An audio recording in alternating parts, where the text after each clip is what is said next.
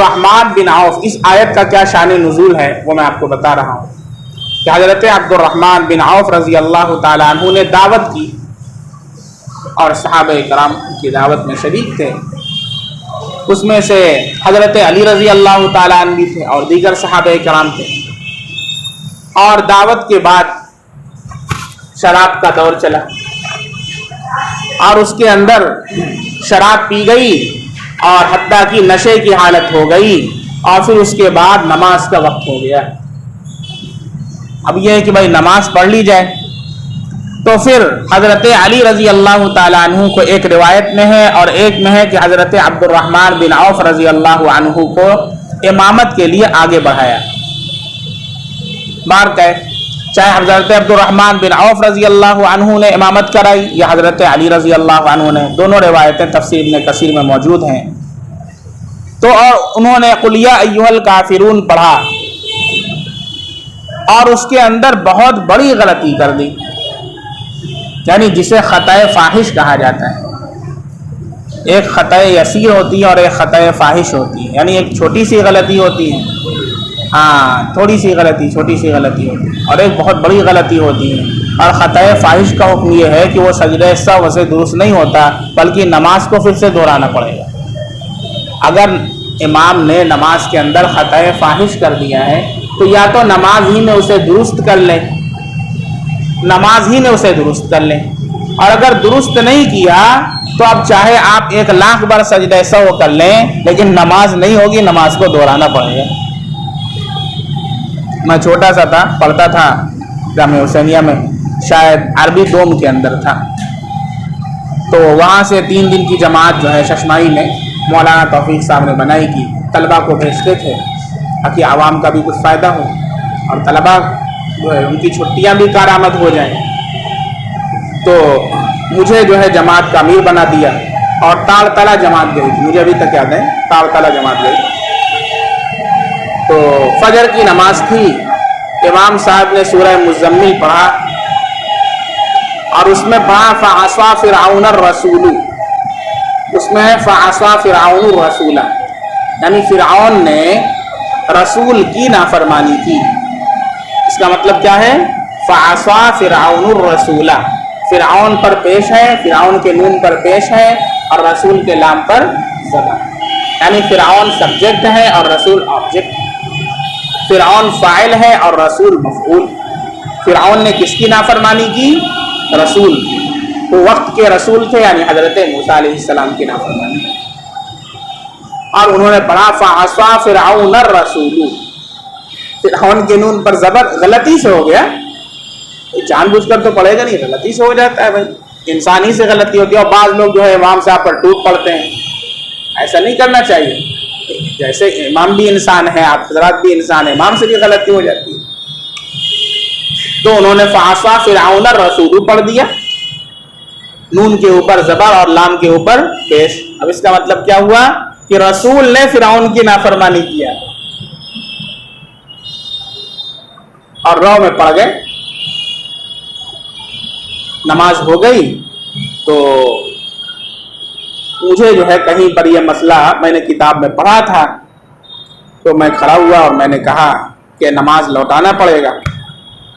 تو ان لوگوں نے کہا کہ بھائی، میں اس وقت بہت چھوٹا تھا، وہ زیادہ بڑا نہیں تھا، داڑھی واڑی بھی نہیں آئی تھی ابھی تو میں پڑھتا. انہوں نے کہا کون لڑکا ہے؟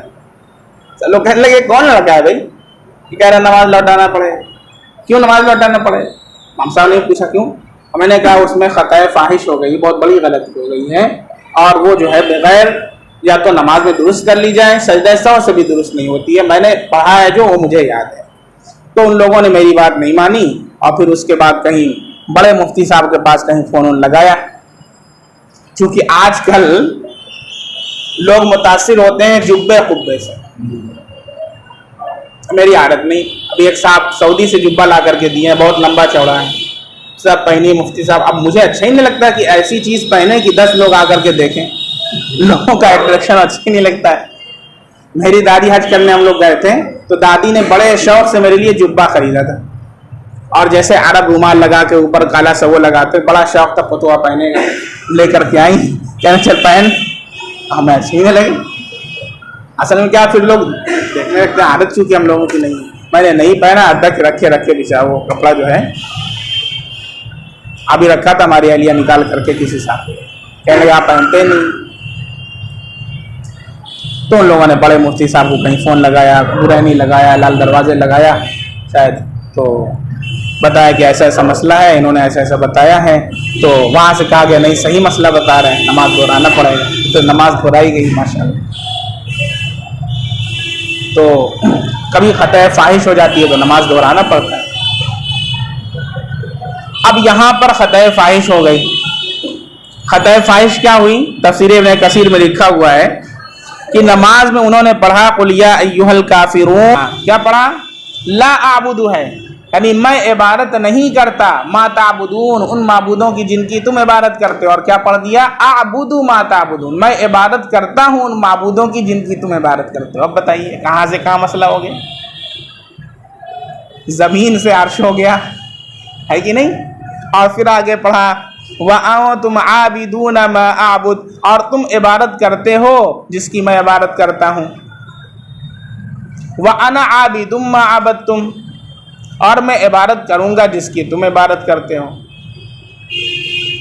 اب ظاہر سی بات ہے اتنی بڑی غلطی ہے، اگر اس کو صحیح نہیں کیا گیا تو سجدہ سہو سے تو صحیح ہونے والا نہیں، نماز دہرانا پڑے گا. اللہ کے نبی صلی اللہ علیہ وسلم تک مسئلہ پہنچا، اس لیے کہ صحابہ کرام میں جب بھی کوئی اس طرح کی اختلافات ہوتے تھے تو آپس میں جھگڑا نہیں کرتے تھے. اللہ کے نبی صلی اللہ علیہ وسلم تک مسئلہ لے کر کے جاتے تھے اور آپ صلی اللہ علیہ وسلم مسئلے کا حل فرما دیا کرتے تھے، اور یہی امت کے لیے مشعل رہا.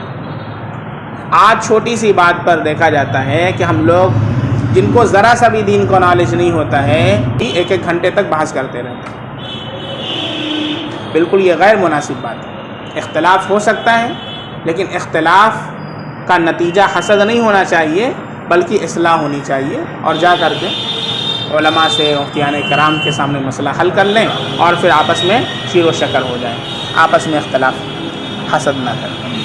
تو اللہ کے نبی صلی اللہ علیہ وسلم کے پاس جب مسئلہ آیا ہے تو آپ صلی اللہ علیہ وسلم پر حضرت جبریل علیہ السلام یہ آیت لے کر کے نازل ہوئے ہیں جو آج پڑھی گئی ہے، سورہ نساء کی آیت نمبر 43، جس کے اندر نماز کے قریب جانے سے منع کر دیا گیا، یعنی نماز پڑھنے سے منع کر دیا گیا نشے کی حالت میں. فرمایا یا ایھا الذین آمنوا لا تقربوا الصلاۃ وانتم سکارى ایمان والو نماز کے پاس بھی ایسی حالت میں مت جاؤ کہ تم نشے میں ہو.